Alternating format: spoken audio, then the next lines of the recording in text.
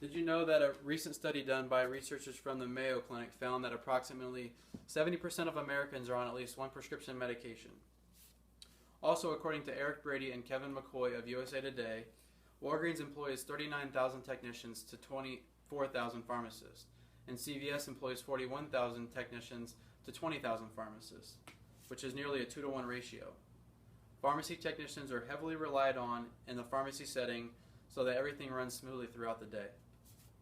I've worked for CVS for nearly 20 months now, and have heard many times through social media and in person that pharmacy technicians are simply pill pushers, which isn't the case. And on a daily basis, we often do a wide variety of tasks. This can include filling medications throughout the entire process, from the time that they drop off the medication to when they pick it up. We answer phone calls, deal with insurance companies, provide customer service to patients, as well as doing daily maintenance chores that we have. According to the job description page, Pharmacy Technicians on CVS Caremark's website, pharmacy technicians do more during the prescription filling process than simply counting the medication, and are often the first interaction with a customer. The first thing that we do when a patient drops off a prescription is to check for necessary information. According to the Practitioner's Manual, Section 5, every prescription must contain the patient's name, address, and date of birth, must be dated and signed by the prescriber on the date written. The prescriber's address and DEA number must be on the prescription, the drug name, the strength, the dosage form, the quantity, directions for use, and any refills should be on the prescription.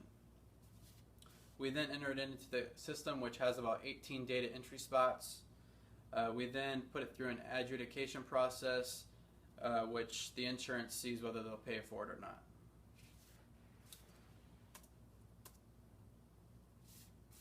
Once that's done, we go to production, where the pharmacy technician will print off the medication and we'll put it into appropriate baskets.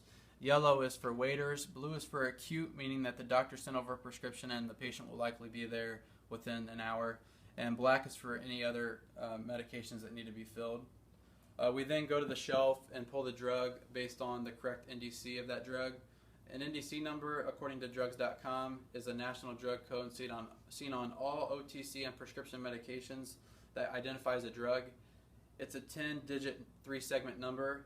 The first segment is 5 numbers and contains the labeler identification. The middle section is the drug and form identification, and then the last 2 numbers are the quantity. Once we fill the medication, we then put it into appropriate bottles. As you can see here, this is CVS's biggest bottle. It's 60, 40, 20, 16, and 13, as well as safety and non-safety caps that patients request. After that, we hand it off to the pharmacist for the pharmacist to check. Then once it's checked, we ask the patient at pickup for their date of birth and address to verify the correct patient. We then retrieve all medications that are filled for the patient, and we scan them out. We then have the patient sign for the medication and ask them if they have any questions, or counsel them on their medication. Not only are we a big part of the prescription filling process, but we also answer phones all day long. We deal with insurance companies as well as provide customer service. We answer phones to patients who have questions on the status of their medication. According to the article, What Does a Pharmacy Technician Do? From the General Pharmaceutical Council, technicians speak with doctors about patient medication profiles, any questions they have on prescriptions, as well as other healthcare information. We also speak with other pharmacies who have questions about patients that we have, any transfers in or outs, as well as if we have any medications in stock that they do not. We also deal with insurance companies as far as if patients don't have their insurance card on them, we have to call the insurance to get patient eligibility information. We also call on insurance companies for any vouchers or trial cards that will lower the cost of their medications.